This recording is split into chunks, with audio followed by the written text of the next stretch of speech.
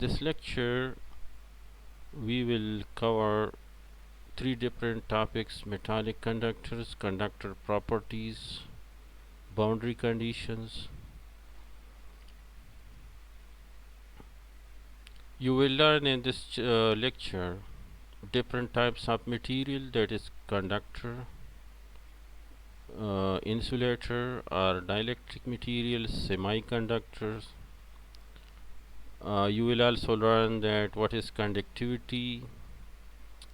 You will also learn that resistance, and then you will learn conductor properties, and you will also know that what is tangential and normal boundary condition.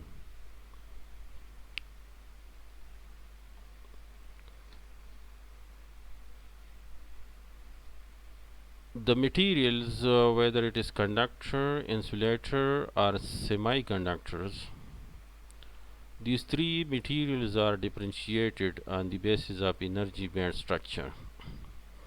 In conductor at 0 Kelvin, the energy band gap is equal to 0. Therefore, a little bit energy is required to excite an electron from valence band to jump to conduction band. In insulator, the energy band gap is large, and a large amount of energy is required to excite an electron from valence band to jump through the energy gap to conduction band. In semiconductor, the energy gap or energy band gap is very small as compared to the energy band gap of the insulating material. So a small amount of energy is required at 0 Kelvin to excite an electron from valence band to the conduction band. In case of insulator, when the electron jump through the energy band gap to the conduction band, this phenomenon is known as conductor breakdown. We can also differentiate the three different material using the concept of conductivity. Conductivity is actually the reciprocal of resistivity. For ideal conductor, the conductivity is very high, which we represent by infinity. That is, the conductivity of ideal conductor is infinity. The conductivity of insulating material is 0, and when the conductivity value lies in between the conductor conductivity value and the insulator conductivity value, this type of material is known as a semiconductor. So in two different ways we can discriminate the three different materials on the basis of energy band gap structure and on the basis of the concept of conductivity. So in a conductor, the energy band gap is nearly equal to 0, approximately equal to 0. In insulator, the energy band gap is very high, or the energy band gap is large. In a semiconductor, the energy band gap is small as compared to the energy band gap of the insulator, but larger than the energy band gap of the conductor. Now first I would like to define the relation of conductivity. So in any material, especially in conductor, the electron, whether it is valence electron or conduction electron or free electrons, of charge minus E. So in the presence of electric field, this charge experiences a Coulomb force, which is given by equation number 1, where the small e represent the charge on an electron, and its value is equal to 1.602 into 10 power minus 19 Coulomb. In the presence of the electric field, the electrons in any conductor move with some constant velocity, which is due to the interaction between the incoming electron and an electron in the material. So that speed or motion is actually impeded by the thermally excited electron or crystalline lattice structure, and this process is continuous until a constant velocity is achieved, which is termed as drift velocity. The drift velocity is given by equation number 2, where mu e represent the electron mobility, and the unit of electron mobility is square meter per volt second. By definition, the mobility is positive. The negative sign in this relation represents that with increase in electric field, the mobility reduce and hence reduce the drift velocity. By decreasing the applied electric field intensity, the mobility increase and hence the drift velocity increases. The typical values of electron mobility of few materials are listed as below. The mobility of aluminum is 0.0012 square meter per volt second. The mobility of copper material is 0.0032, and that of the silver is 0.0056 square meter per volt second. If you are interested in reading the values of mobility of other material, you can check the appendix at the end of the book. Now we are going to define the relation of conductivity of different materials. So as the convection current density is given by this relation, where the convection current density is equal to the volume charge density and the velocity of charge. V represent the velocity of charge. So by replacing the rho v by rho sub e, that is the charge electron concentration, and simple v by drift velocity, and using equation number 2, we obtain equation number 3.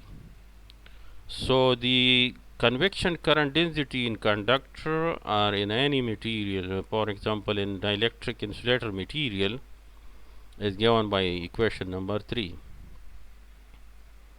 Again, the negative sign represent that with increase in electric field, the convection current density reduces because of low mobility and low concentration of the electron concentration.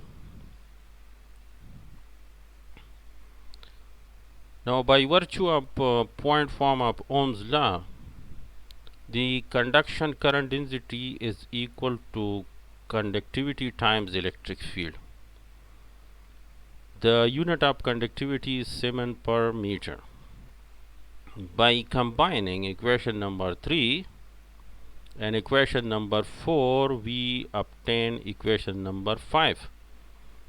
So the conductivity basically of any material depends on the electron concentration and the mobility of electron. But if the material is a semiconductor, then the mobility would depend on the concentration of charge, concentration of electron, mobility of electron, and concentration of holes and mobility of the holes.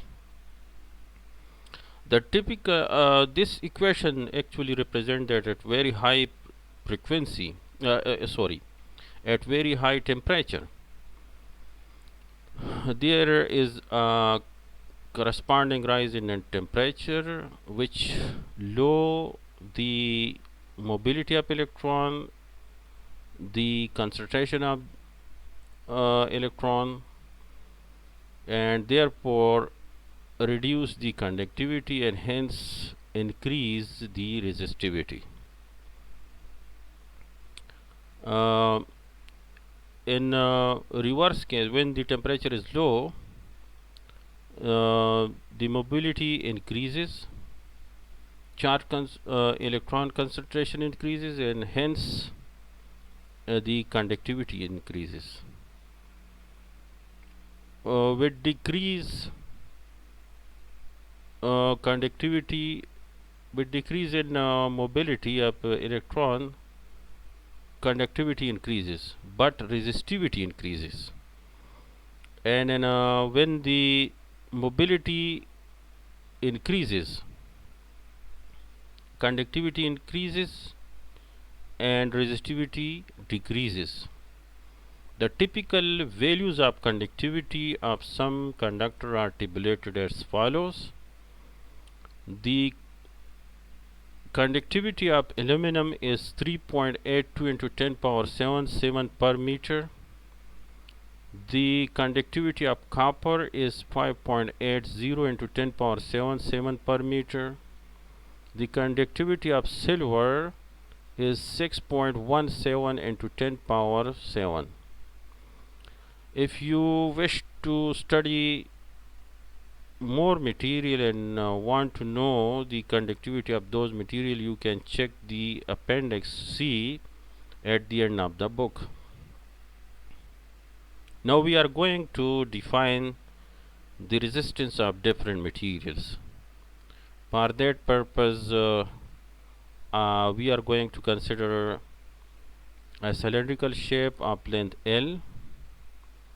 The cross-sectional area of the cylinder is S, and the conductivity of the material is sigma. The cylinder may be made up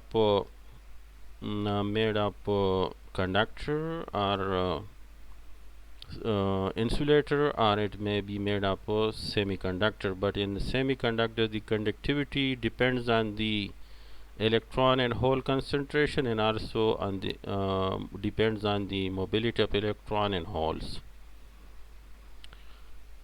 Let us assume that the electric field and the current density in cylindrical region is uniform. So current on the cross-sectional area is uniform, or current density is uniform.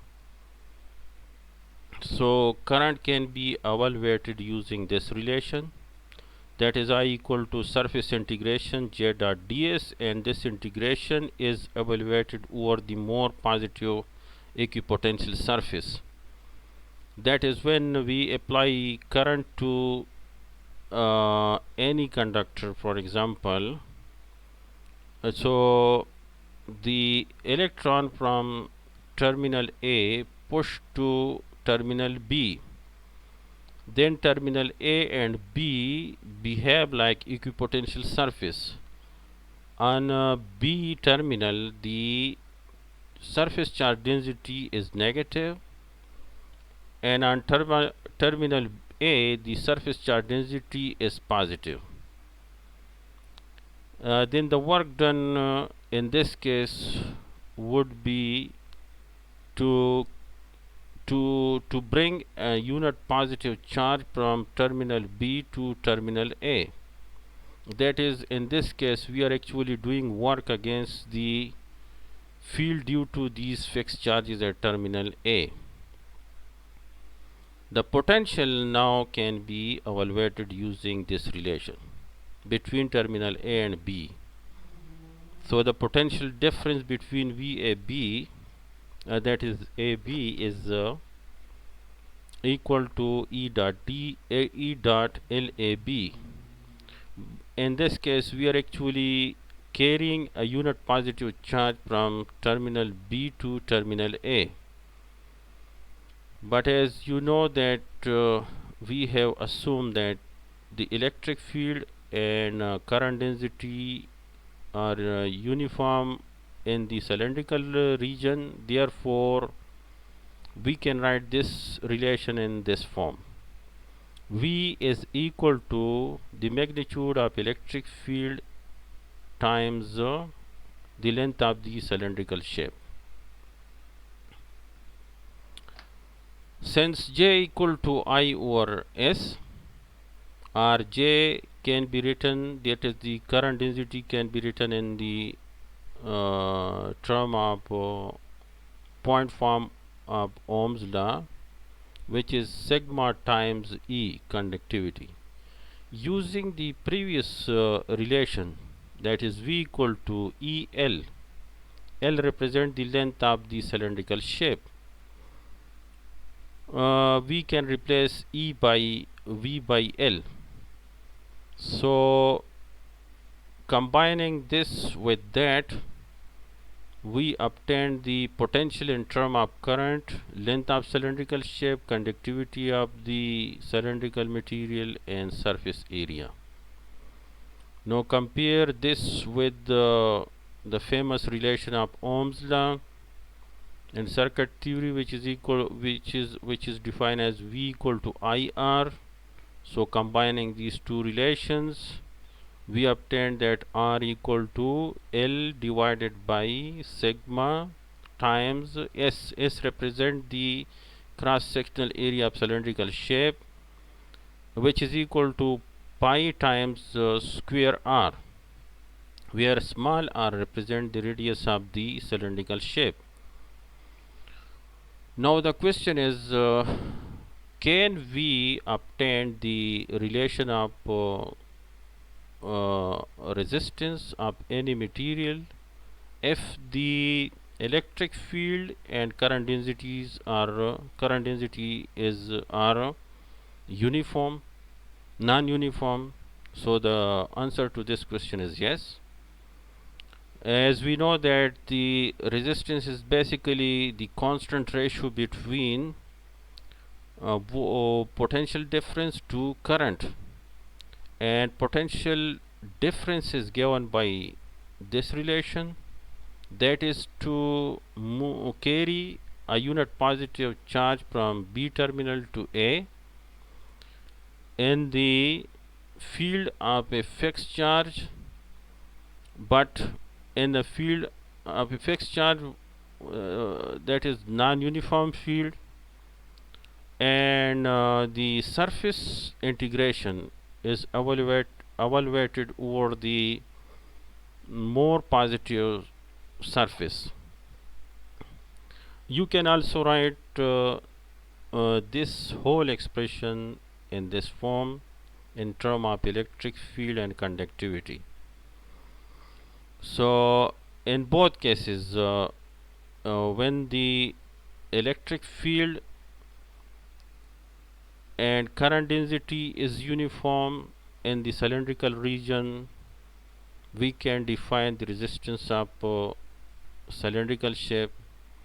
Or when the electric field and J current density is non-uniform, then we can also define the resistance of cylindrical shape of any material, whether it is conductor or dielectric material, or it is for example semiconductor. So we can use these expression to define the resistance in case of uniform electric current density, and we can use this expression to define the resistance of any cylindrical shape or any shape when the electric and J field are not uniform. Let us try drill problem D5.3 on page 118. In this problem we have given a silver sample. We have asked to measure the current density using conductivity of silver and mobility of silver. In part A, the magnitude of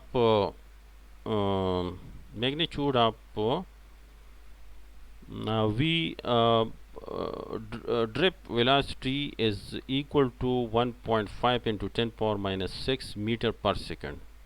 In part A, we have given the magnitude of drip velocity.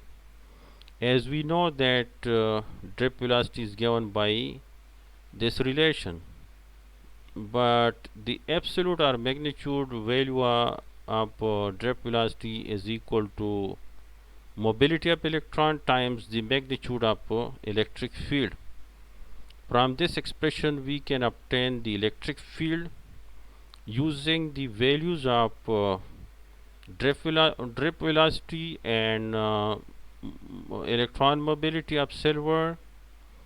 We obtain electric field which is equal to 2.68 into 10 power minus 4.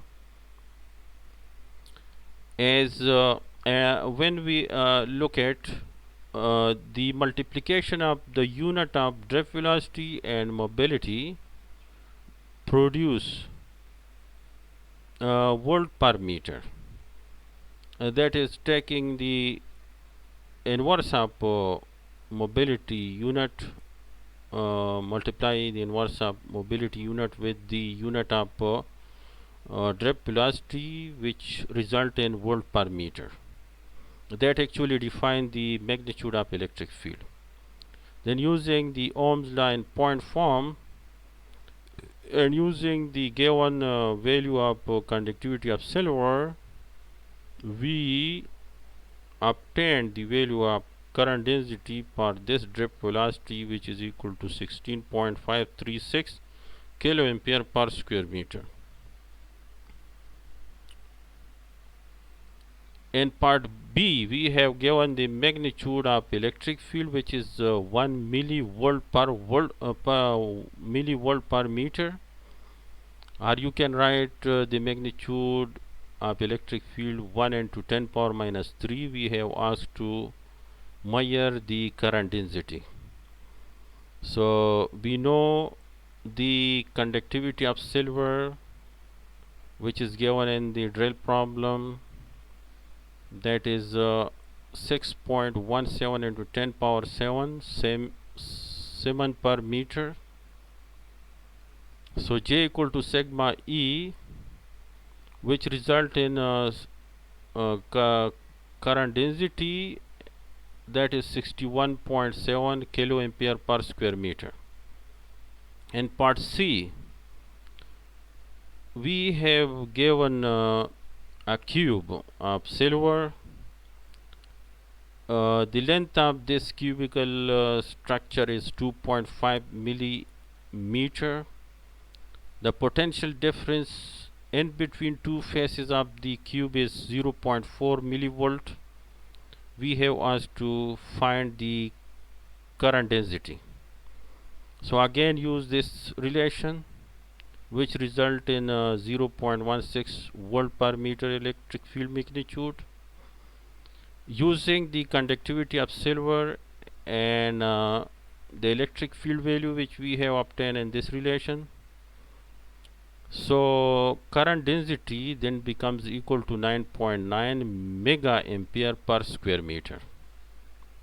In part D, we have again given the cube sample of silver. The side of this cube is 2.5 millimeter.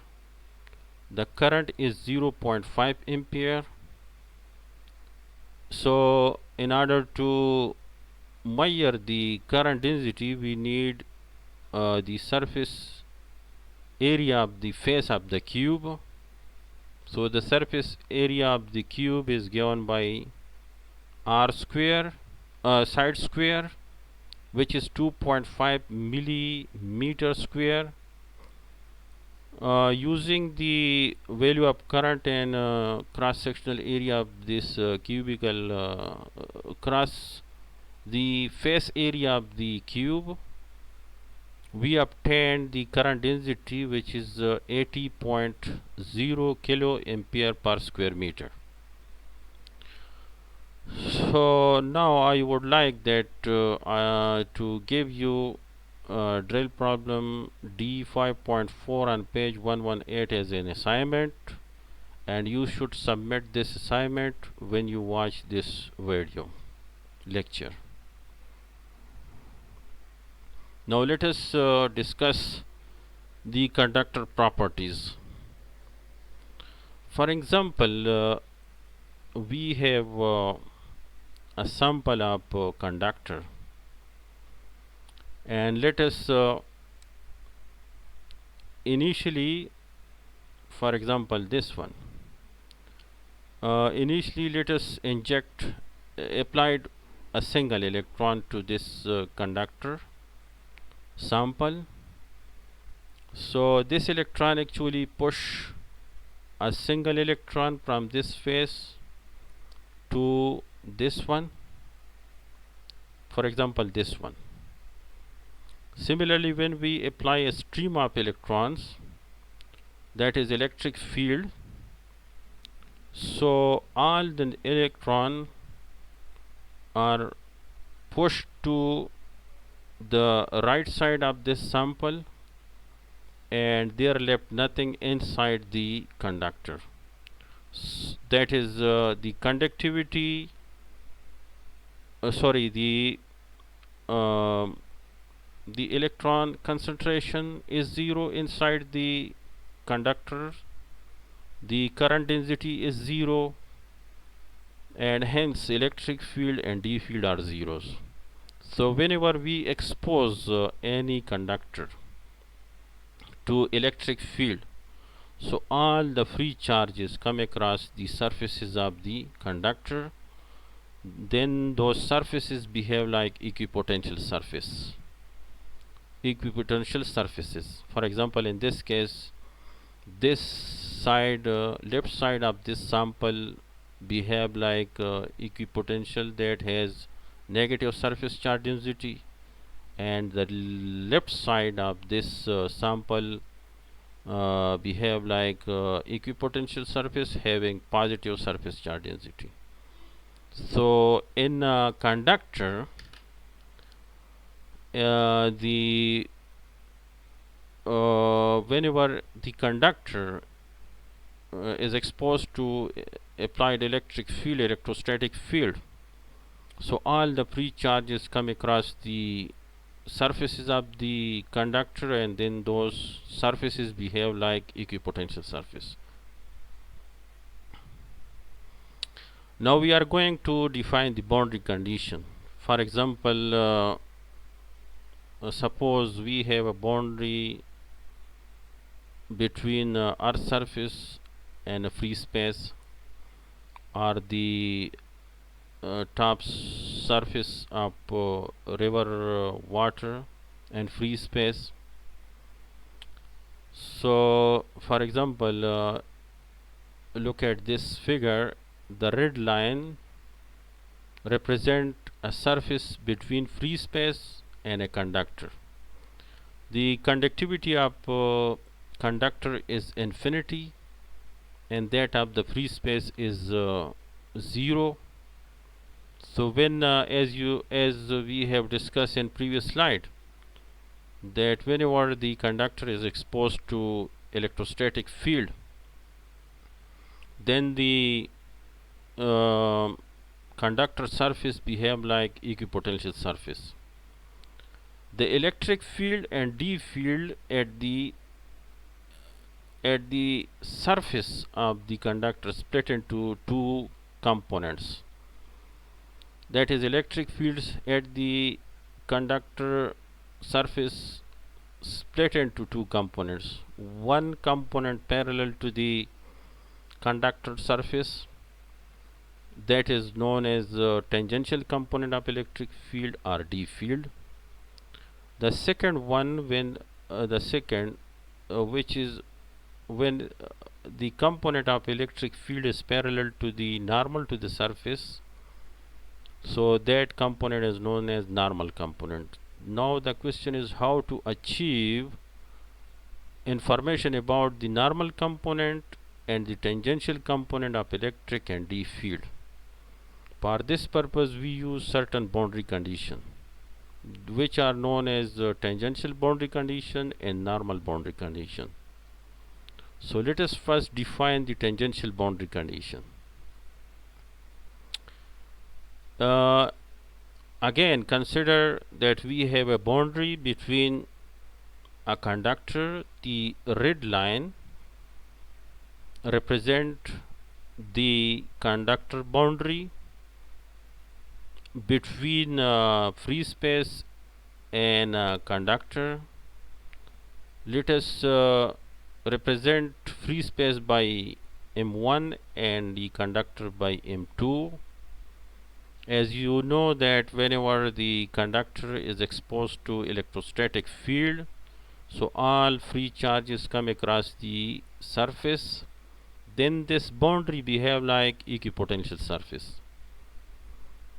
And we know that inside the conductor there exists no charge, no current density, hence E and D field are zeros.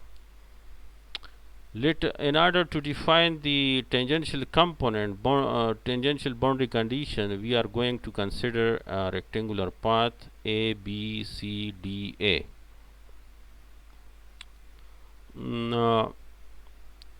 A, B, C, D, A. We will consider those component of electric field which is parallel to A, B and C, D path, and will ignore the component of electric or D field which are in the direction of DA and BC, because these two paths are parallel to the normal to the interface. So the work done around any closed path is always equal to 0 in any electrostatic field, as electrostatic field is conservative field. So we can easily split this contour integration into four parts. That is the line integration from A to B, B to C, C to D and D to A. This one, this one, this one and that one.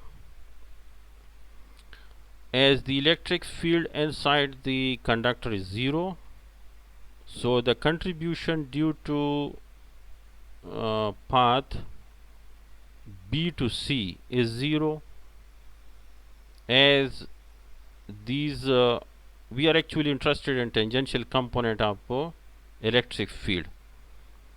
So this integration is 0, and also the integration along the path from D to A is 0. So this equation reduced to this form: ET1 delta W plus ET2.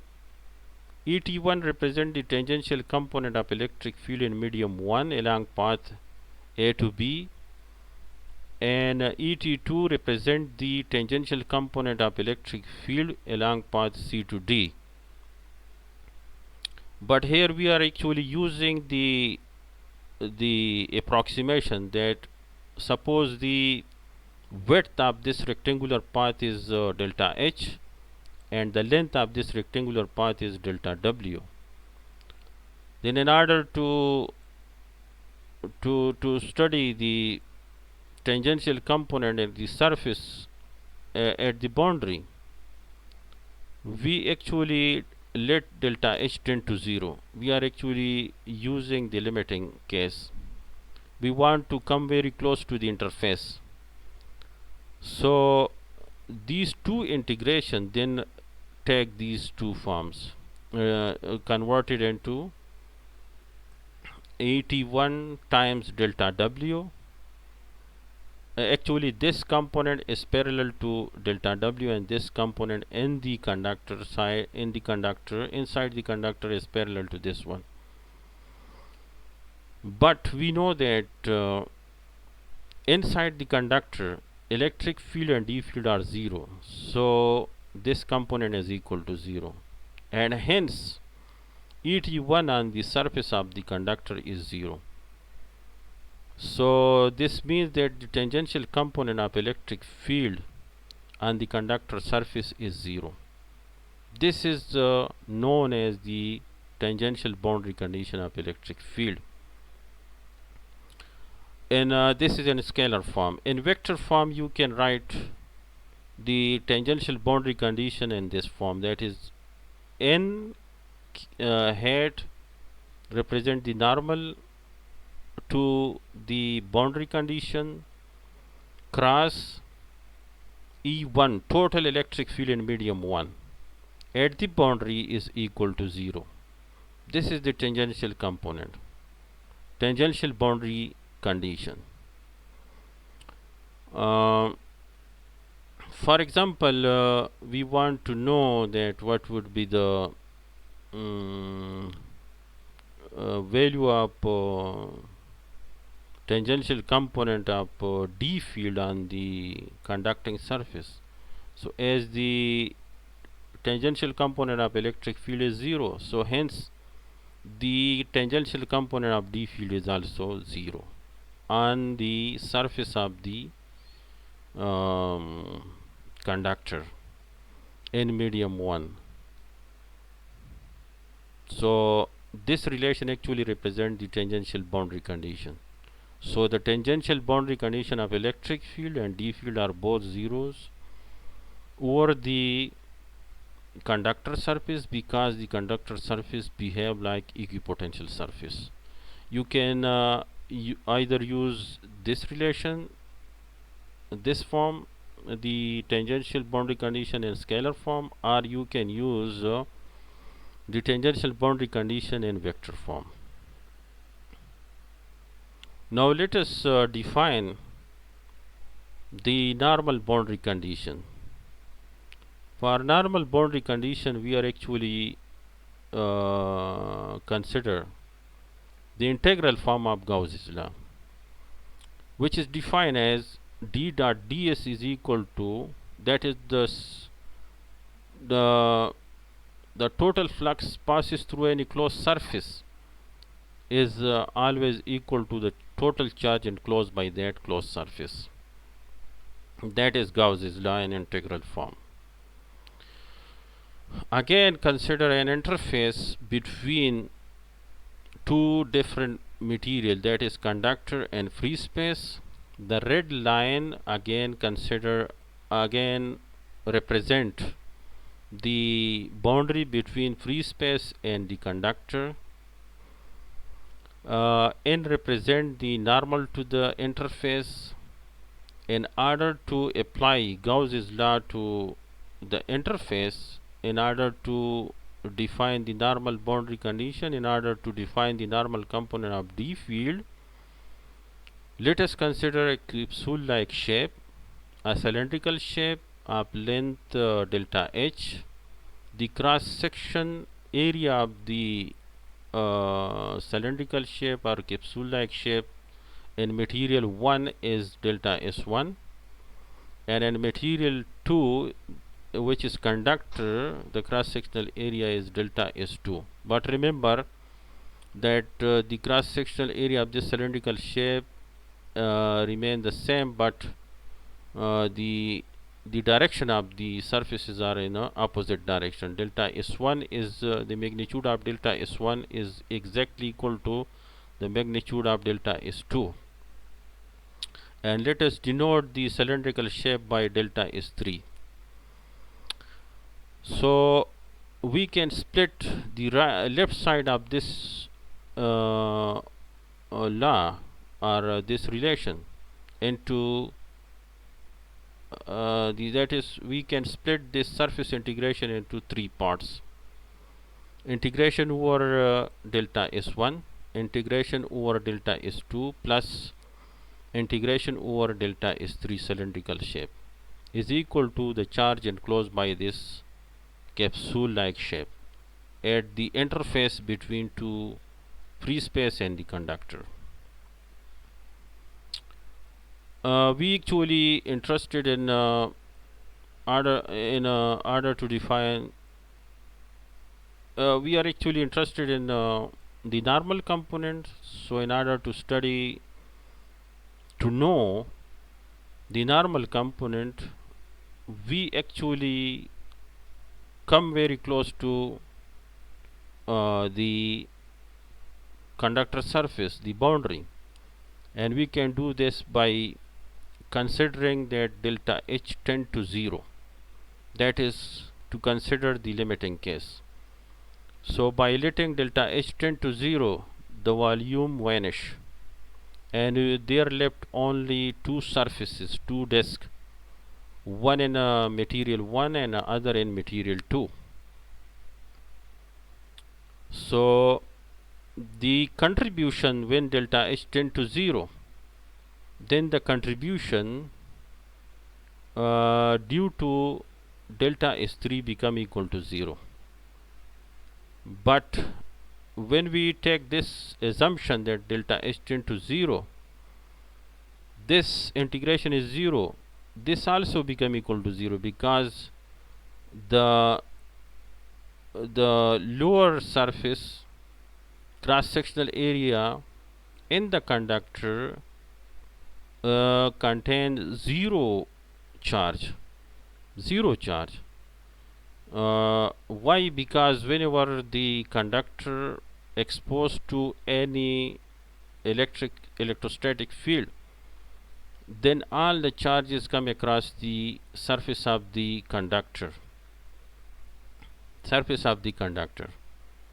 Then the surface of the conductor behave like equipotential surface. So the contribution due to this disk become equal to 0, and this surface integration produce this thing, that is reduced to volume vanish. So volume charge density reduced to surface charge density in material 1, which is given by Q divided by delta S1. So the right side of this relation becomes equal to rho S1 into delta S1, and the left side, on the left side we have surface integration over this disk, this one. So delta S1 then becomes equal integration over delta S1 becomes equal to dN1 d sub N1 into delta S1 is equal to rho S1 delta S1. So delta S1 cancel with delta S1 on left and right side. So this equation reduced to this form. This is known as normal boundary condition. In normal boundary condition, the electric flux density component is discontinuous by surface charge density on the conductor surface. That is, the conductor surface then behave like equipotential surface. This is in scalar form.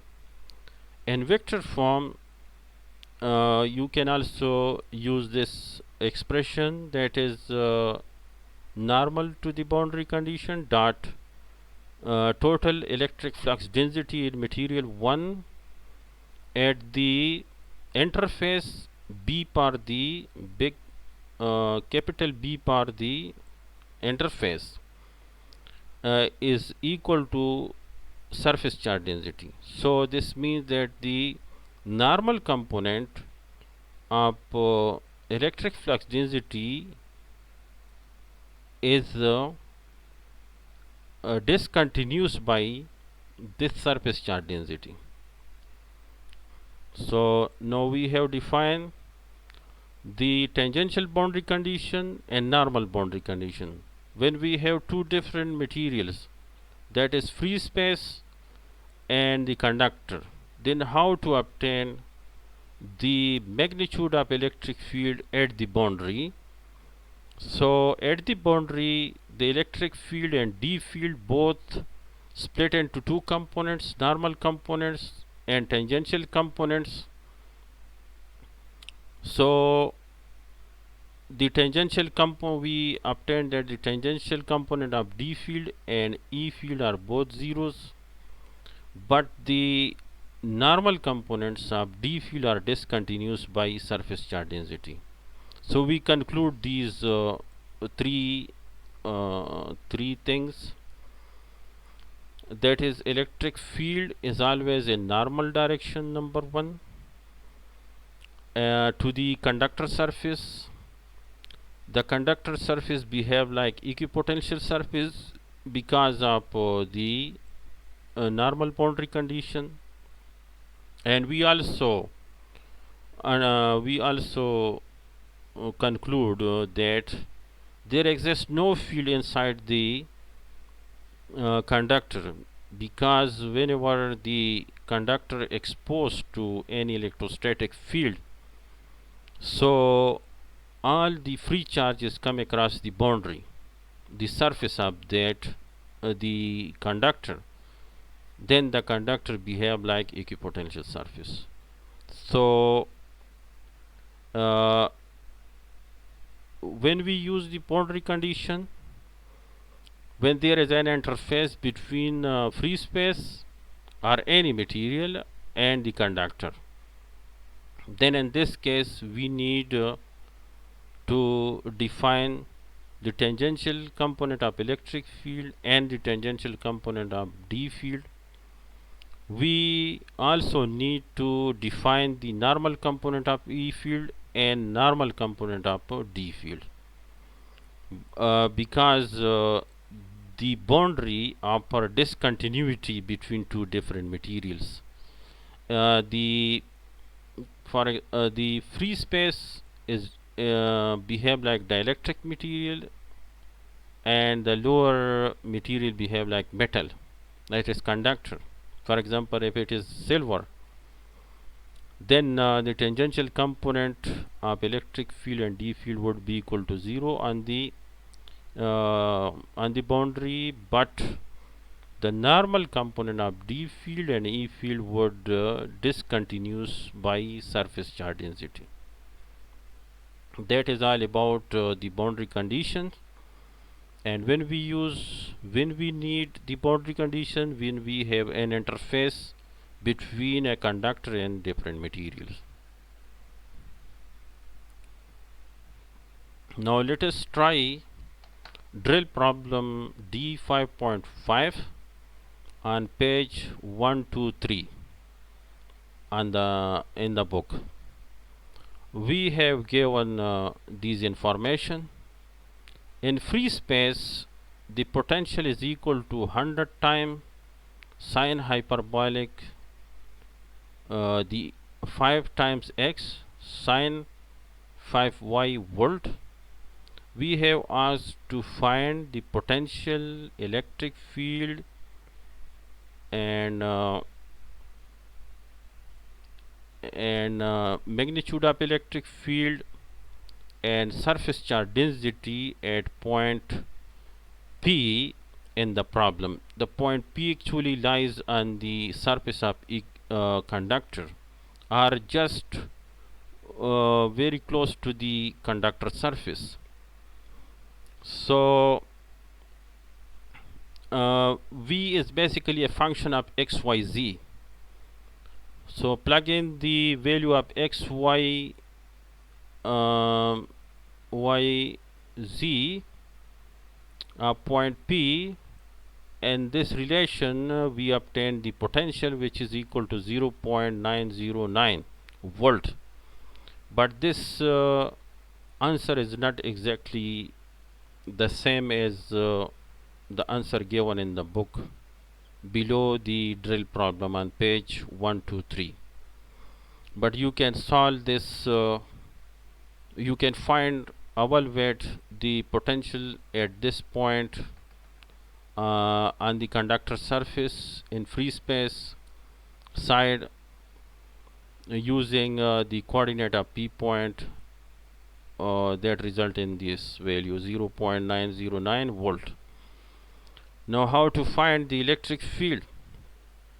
So we have already studied that the negative gradient of scalar potential produce electric field, and the potential function is given in a rectangular coordinate system. So expand this relation in a rectangular coordinate system, which is equal to minus partial by partial x v ax unit vector minus partial by partial y v represent the potential a function ay unit vector minus partial by partial z v az unit vector. First we need the analytical expression of partial v by partial x, and then use the coordinate of P point. We can obtain partial by partial x v, the numerical value of partial v by partial x.